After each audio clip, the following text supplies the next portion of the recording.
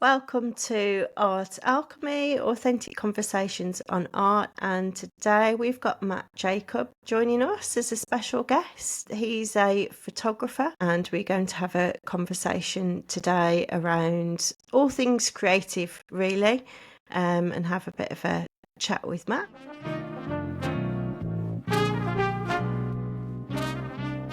So it'd be great, Matt, if you could just introduce yourself a little bit and tell the audience about yourself. Yeah, thanks for having me. It's good to be here. I've been a photographer for just under a decade. Either kind of the other half of my life as a pilot.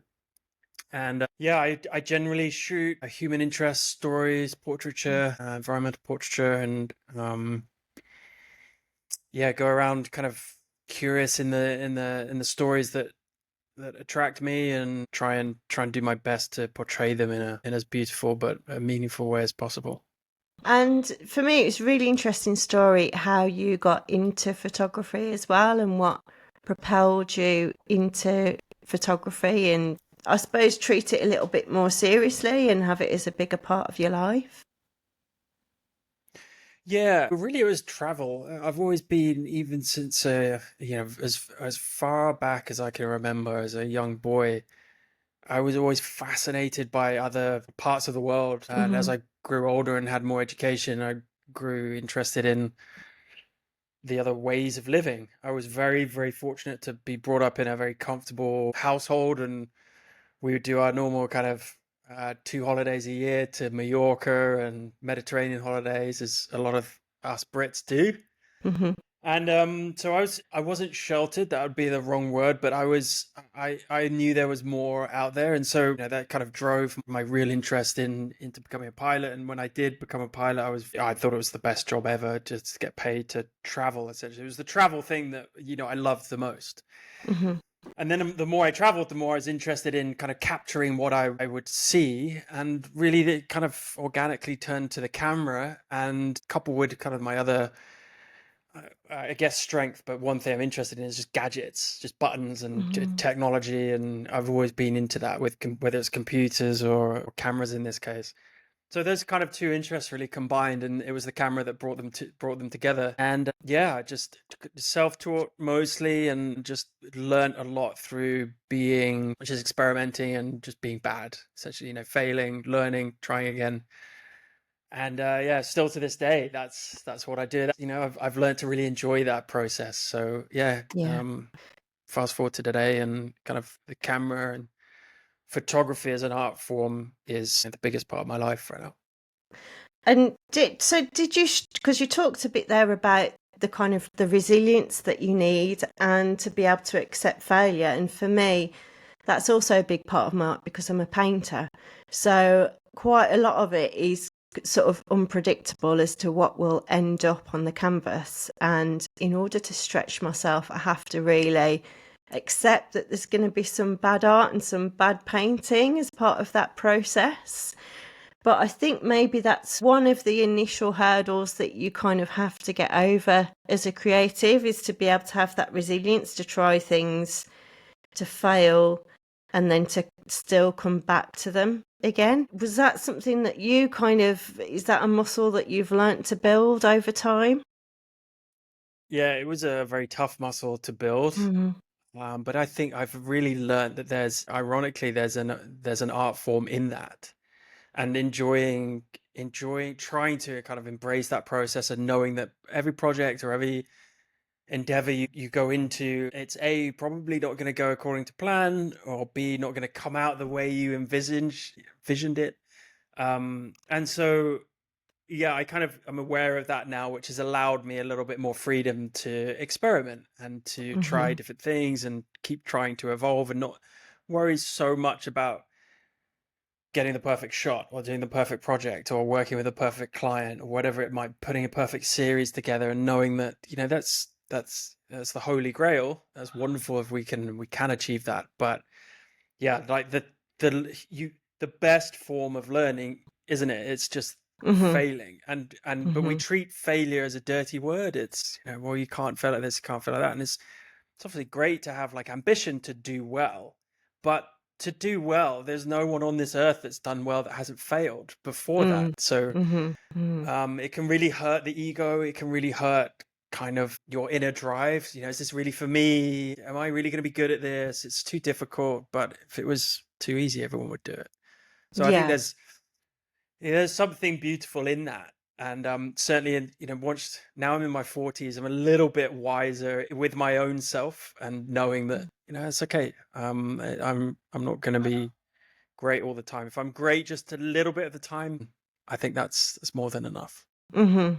Also, as a painter, I often find that the best things kind of come out in those accidents that you didn't intend Yeah, on for sure. happening, and that's like where the kind of the magic is.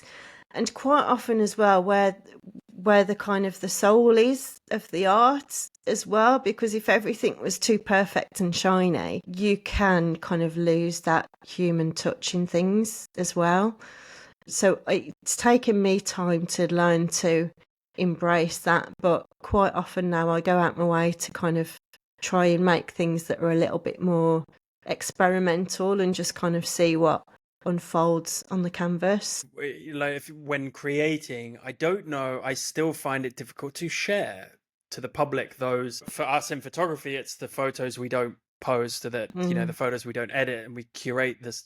Even in the film days, the analog days, the same as digital days, we go through and select the ones we want to kind of put out there in the world.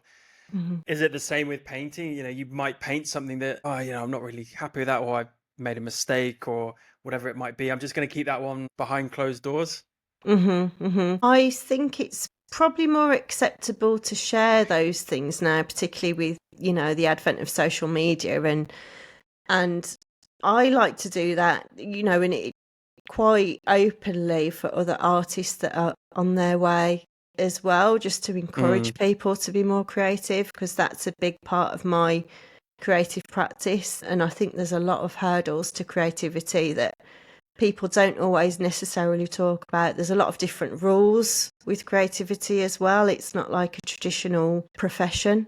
And maybe that's a bit different in photography because, as you say, it is traditionally sort of you share your portfolio and your finished work and that kind of thing, rather than the stuff that maybe hasn't gone quite right. And in terms of another thing that interests me with photography and our different disciplines is the role that intuition has to play in your work versus the more kind of the technical skill element of it. Do you feel like, there's an element of tapping into intuition in terms of what you select to photograph, how you choose to photograph things?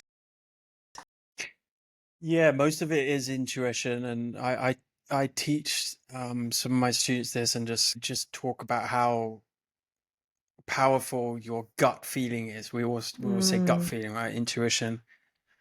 It can be trained, but I think to listen to your gut is most of the time, nearly all of the time, the right thing to do. You get this feeling. There's a reason why they talk about the stomach being a second brain, right? There's science behind that subconscious talking to you. And certainly with the editing process in photography, when, let's say, for example, you have 500 photos from a project and you've got to select, 50 to shortlist them down, and then you've got to piece some together. Generally speaking, you want to go with your gut. Not only do you want to do it quite fast, but you end up thinking about something too much, and it never really turns out well because you start overthinking it or you start forcing it. Now, conceptually, pre-production is a different matter because certainly as photographers there's so many genres, right? It depends really what you do. But with me, I want to do two things. Just visit a place and expose or put into the general awareness of what the people are like in that place, or more usually kind of tell some kind of narrative. And so there's always a concept, there's always an idea that I have to kind of figure out. I don't shoot from the hip.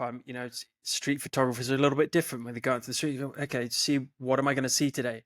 But even then, there is always a concept behind that. They might find a street corner which has an amazing light, good composition, some nice texture, and then they'll wait for the frame to appear.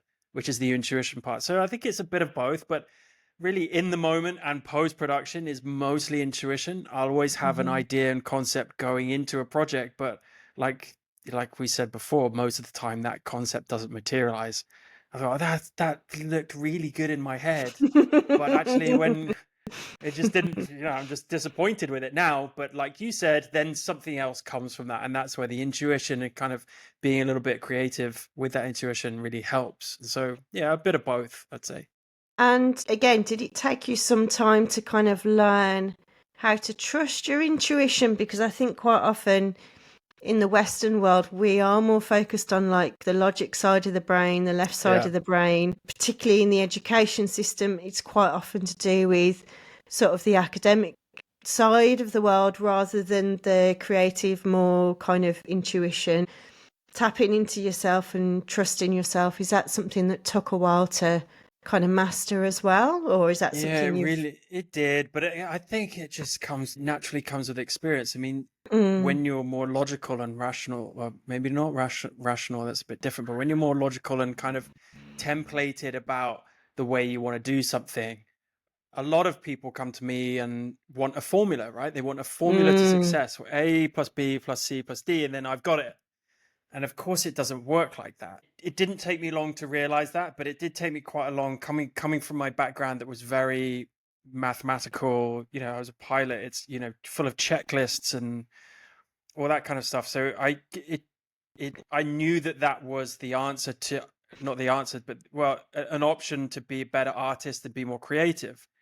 But it did take me it definitely took me a few years to kind of step away from that kind of what settings work kind of approach. And that just honestly that just comes with experience and again failing, because once you realize that, oh, I've improved since last time, and then I've improved again since the previous time, it wasn't down to any type of formula. It was just down to wisdom, subconscious wisdom, conscious wisdom, and just understanding that, well, I don't do that now because it didn't work last time. So I'll just relax a little bit and know that I'm confident enough in my abilities through experience to just work with anything that gets presented to me. It's the same with pretty much everything. We have a cafe here, and just talking to baristas making coffee, they just want to know what goes in and what comes out.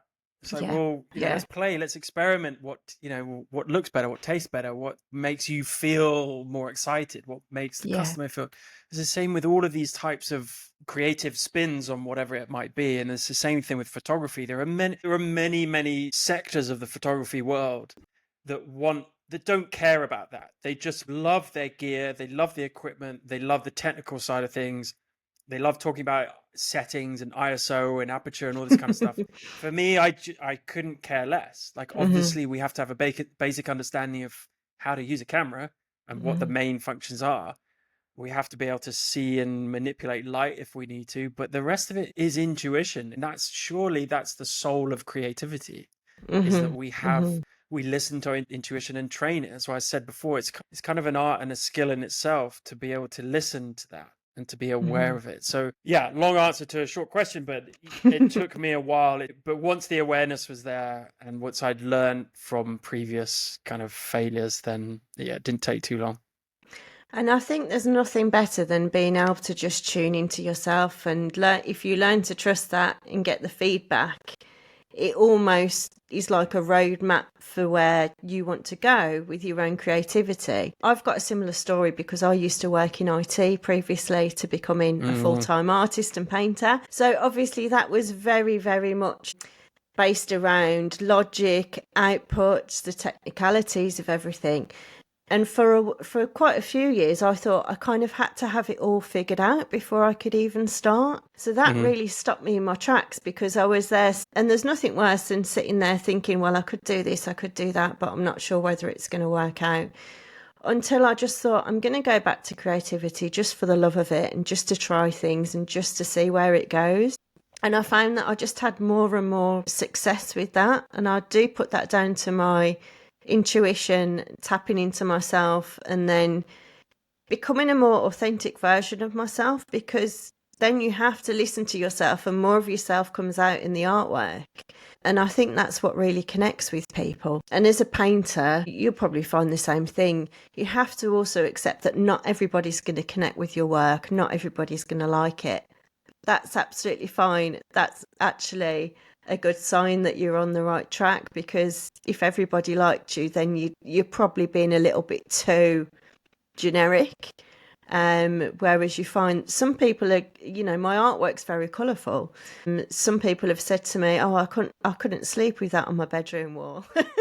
And Really? then which I obviously thought was a strange comment, but then other people will say to me, "I love your work for the colourful, the colour that you use in it." So I think you've just really got to embrace yourself, accept yourself. And I think the artwork helps you do that, actually, and helps you kind of become more authentic within all parts of your life as well.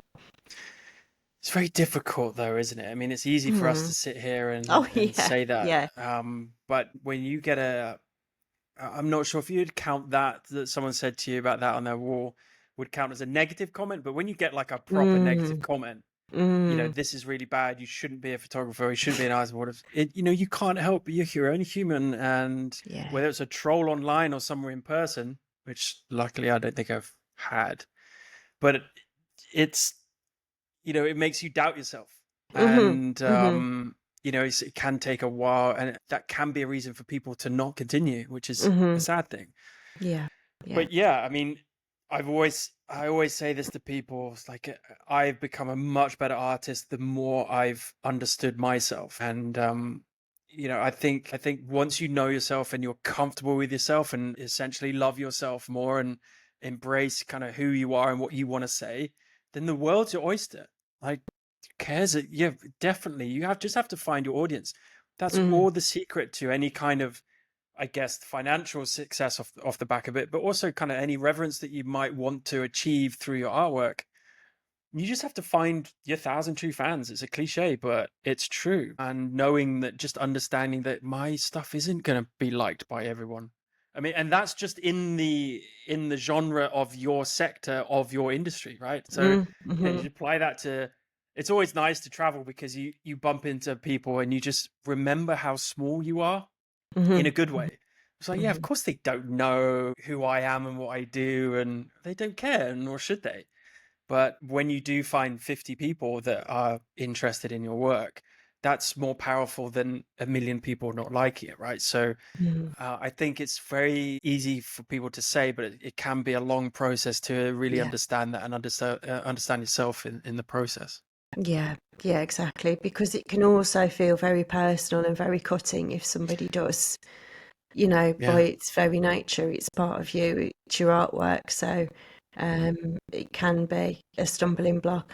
I've also found quite a lot with art and painters and fine artists that quite often, it's at a young age this sort of thing happens. A teacher might say to them that you're not talented, for example, and people have got this idea that talent is just this God-given thing that just happens and it's just there, but it's not. It's a lot of hard work. It's a lot of bad paintings. It's a lot of practice. And I think it's more to do with your resilience and creative process, building that success. Most people don't just wake up one day and can do an amazing painting or take a brilliant photograph. But for some reason, I think we've got this myth around talent that you can either do it straight away or you can't. But as you know, there's a lot of hard work that goes in the background that a lot of people don't necessarily see. Absolutely. So how do you go about making a business? You talked about leaving your corporate life, and must have been a huge decision for you, and congratulations, well done. Very inspirational. I love hearing those types of stories, people, corporate life to artistic life. But as we know, it's often, I guess, not as romantic as that.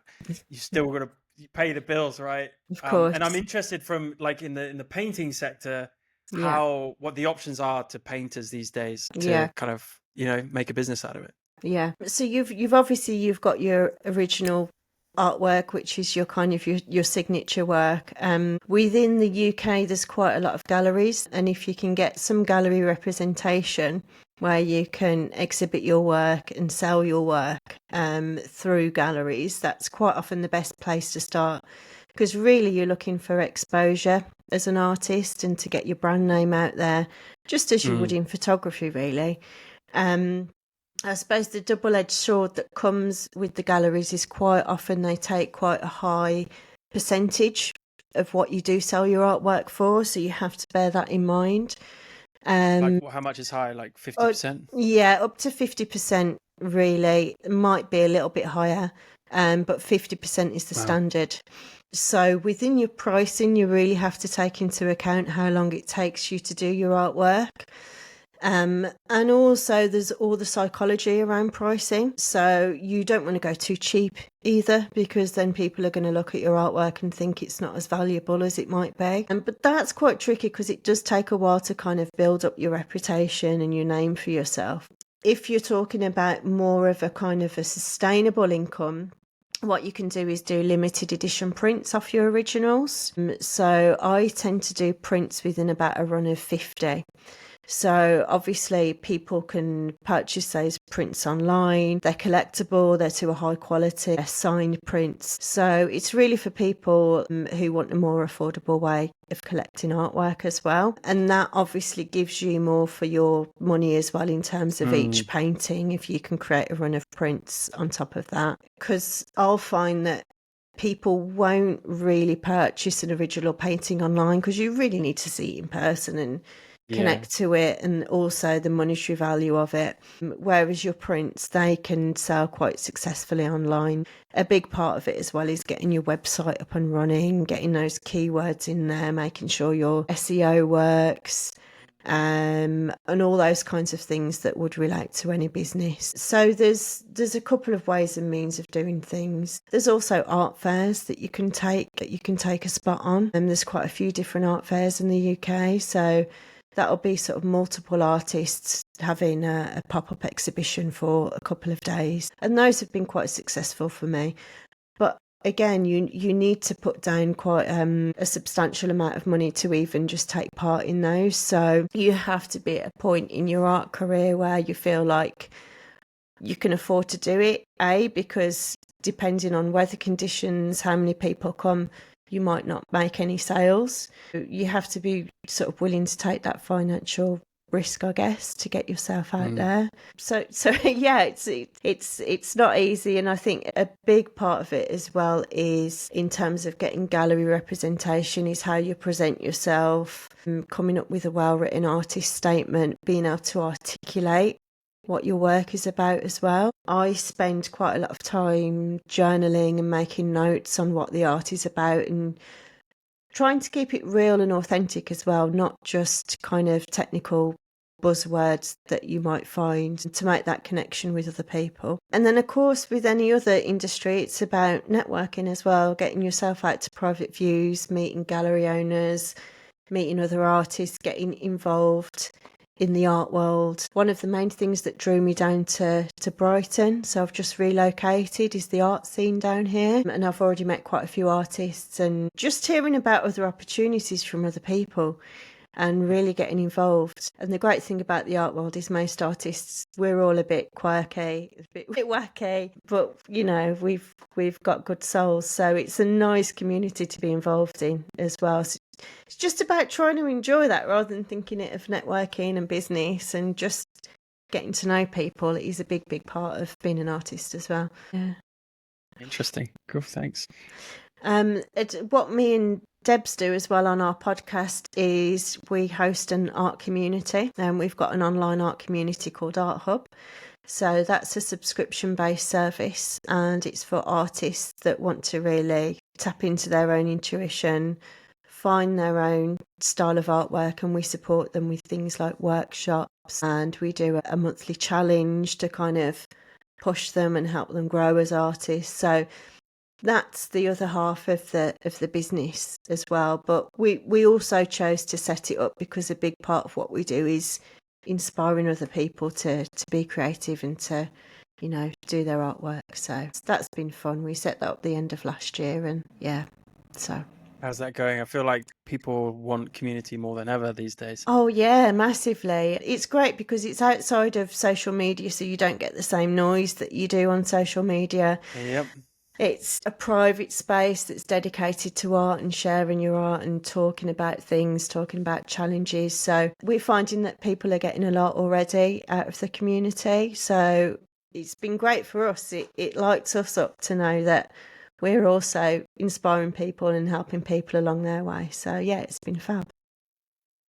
I think, everything you said there resonates a lot with me, and a lot of it comes down to your skills at marketing. I mean, you think you can have all of these great products and you can be good at building a website, and then you can be good at maybe talking to people, and you might know the best galleries to kind of try and connect with, and you might be able to build a community, but until you actually know how to get that out into the world and be good at things like SEO optimization and just networking in the nicest possible way and just making friends and building that kind of spider web, both offline, online, in person, not in person. That's really, they don't teach that I mean, I never went to art school, but I never got taught that in business school or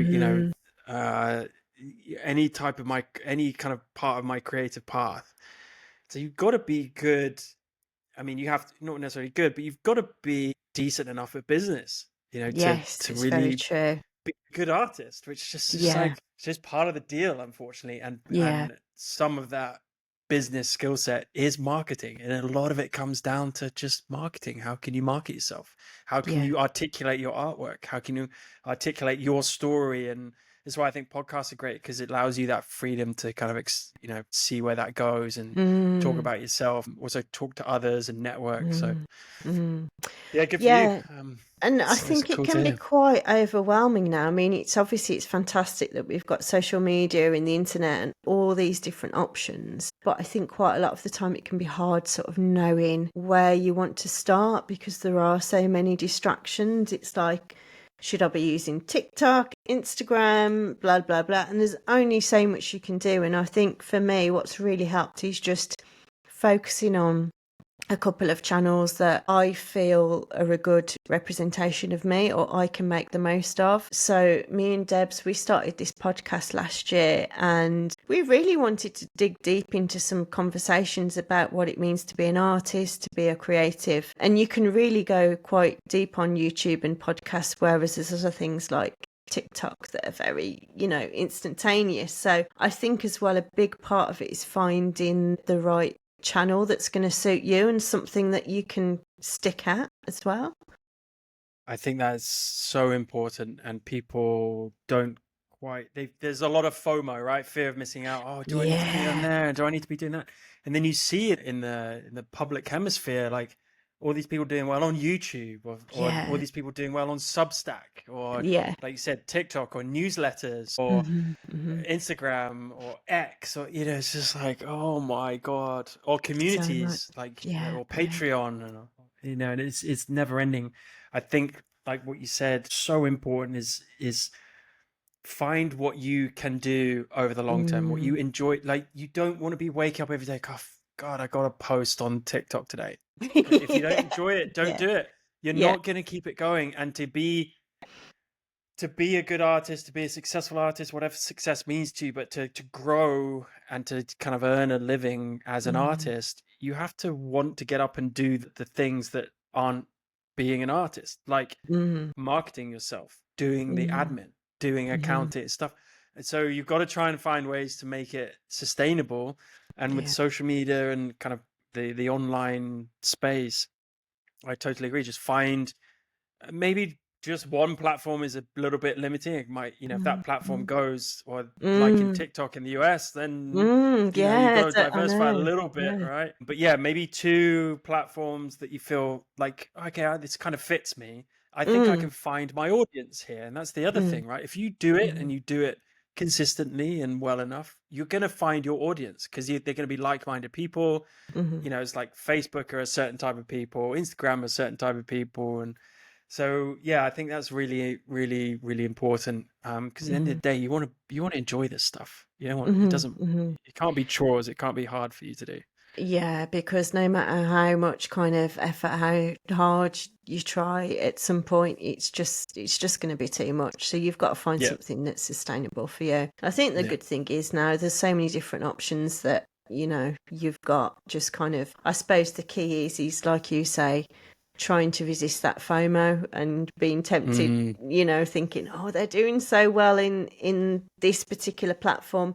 But it's not the platform that is the key to success. It's what you're doing with it and the content that you're putting out there and the quality of that and how you're connecting with people and the consistency as well. So, yeah, 100%. that's something it took me a while to kind of work out.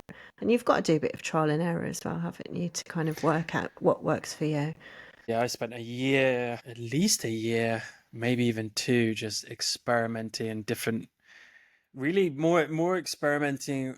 I didn't really care so much what worked. Obviously, like I wanted to see what worked the best. I was experimenting with different types of content and posting this and then different ways of posting that content, just trying loads of stuff. But I wanted to find something that I felt expressed me in the best way, but B, that I felt I had the time, energy, and desire to do really on a daily basis for years. So what am I going to do, whether it's 2 minutes a day or 2 hours a day? Will I enjoy this? Do I want to do it? So I can actually make it part of my routine. And I think that's so important. And it comes through with the content as well. It comes through with the way you put your stuff out there. Oh yeah, I'm really enthusiastic about this. This is what I want to do, right? Yeah, absolutely. And the way that you put your photography out there, Matt, in terms of on platforms and even on your website and things like that, with the art, it's very much about connecting with people and telling a bit of a story behind how the painting came about, what it was inspired by. So I suppose the other thing you have to kind of get good at is also telling that succinct story that connects with people in terms of where the artwork came from. Is the same true of photography in terms of articulating your work? For me, I like to write. I have a newsletter, and I write poetry every now and then. I journal every day. I just enjoy the writing process. So for me, I like to add that copy with my images, but I also, some of that copy might be a little bit abstract, or might be a little bit of prose, or it might just be factual information. It just depends on what the images are. But it's really difficult because some people just don't enjoy that and don't feel like their images need it. It really depends on the abstract nature or realistic nature of the images or the context behind the images. So sorry, I know it's a bit of a cop-out answer, but it really varies. It really depends. I like to write something that's meaningful. I generally don't explain like the behind the scenes stuff. I don't really explain how the photos were captured. I don't really explain what was going through my head or settings or the kind of idea generation behind it. I like to write more about what I'm seeing and what the images are expressing. So, I mean, a lot of photographers in the education space, all they write is how they got that shot, right? In a technical aspect. So it depends. Yeah. Yeah. I think journaling's been a really important part of my practice as well. I journal every day. And I think more than anything else, that just helps me reflect on what I'm doing, why I'm doing it. Sometimes it can be a load of nonsense that I scribble down as well, just to kind of get it out of my head, But I think that really helps you start to articulate and start to, especially when we were talking about earlier, tapping back into that intuition. It just helps me get in touch with myself and just kind of express whatever's on my mind. So I think if people are struggling to really put into words what they're doing and why they're doing, I think just getting a journal out and just having a bit of a scribble every day. Don't put any pressure on yourself to come up with any magic answers, but I really do think it helps your creative process. Yeah. I think the word journal sometimes scares people. It's like, oh no, I don't do any of that. Like, voodoo stuff. It's Yeah. like meditation. I meditate every day, but I Hmm. don't like to say it's meditate. I don't sit there and chant stuff with incense flying around my head. I just sit. It's more, 20 minutes of my morning or 10 minutes, depending on how I feel. Mm, Just mm, giving myself some alone peace and quiet as soon as I wake up. mm. There is something about that. And same with journaling. Like I just tell people, like, do you have a notebook? Just make notes. It doesn't have to be Yeah, like a journal entry. yeah, I yeah. have one of my good friends here. I bought him a journal because he was going through kind of a rough couple of months. I said, just write whatever comes into your head. It can be, like you said, it could just be a load of nonsense, but certainly creatives, like sometimes I'll write ideas, sometimes I'll write Mm, poems, sometimes I'll write like a diary, what I've done that day, or what my goals are, or why I hate myself today, or why I love myself today, or what I'm mm, grateful for. Could just be anything, but the act of reflection and mm, allowing your thoughts to come out on paper, but being okay with that. And my friend, mm. he couldn't do it. He said, like, I find it very difficult to be honest with myself. So yeah, that's the point. Like Yeah, that's the that's safe the point of space, isn't journaling, it? is To that like get you're things not down. like, yeah, Yeah. you're looking at yourself in the mirror, metaphorically, but on paper, just going, look, what am I struggling with? Right. And Mm, having a conversation with yourself sounds a little bit crazy now I'm explaining it, but mm, having that permission just to be really honest with yourselves, knowing that mm. he said he was writing it as if someone else might read it. And I was like, well, I know how that feels. So especially when you Mm. start, but I think just if you treat it like a journal or a diary, then that might get in your way. But just treat it like a notebook that Yeah. you don't have to do every day. But if you've got something in your head and you have some creative ideas, use it as a notebook, right? There's Mm, any type of expression like that. So mm, yeah, it's really helped mm, me as well. I mm, love it. mm. I think there's something about writing things down as well that helps just kind of tap into that intuition and get these kinds of things out that might not necessarily come out in a conversation with somebody else, or it's a really nice Or on your space device, to. right? Most people write on their devices now, Yeah, phone or laptops. yeah. Like And it doesn't go in the same way. That's been no. scientifically proven. And yeah, it doesn't quite tap as deep as it Mm. might when you write on paper. I think the other thing is there's so many distractions now as well, especially on your phone or your laptop. Um, just the process of getting still and taking some time out for yourself is just more important than ever, because there's just the velocity of everything around us. Everything is changing so quickly. Mm. Even just watching the news sometimes just stresses me out. There's Stopped just watching the news a while back. yeah, so it's just about having a bit of private space as well, isn't it? A bit of sanctuary in Oh, the I modern love it. world. Yeah, Yeah. yeah. I see. Is that one of the things that drew you to living in Bali, Matt? Was that kind of different lifestyle, different pace? No, it wasn't actually, but funnily Mm, enough, we found it here. mm, For those that know Bali, it's quite a touristy island, so it's mm. difficult to find. It's not difficult, but you have to kind of go away from any hub in order to find that peace and tranquility. And I mean, there's beauty everywhere. We're very fortunate, but it's exploded on this island in the last since COVID. COVID really Mm, decimated the island because it's very tourist heavy. And then they essentially said to themselves, we're never going to let that happen again. So we're just going to take as many tourists and as much cash as we can until the next pandemic, essentially. And so it's really exploded the last few years. So to answer your question, it was definitely not why we moved, but it's something now that since we found a little bit of it and we've had that taste, we want to find more of it. And mm, for me to be creative, I need peace. mm. I need both inner peace and outer peace, but really we're talking about outer peace, and I need to have that space and that time. And that's really like to be bored. Like we've forgotten how to be bored, right?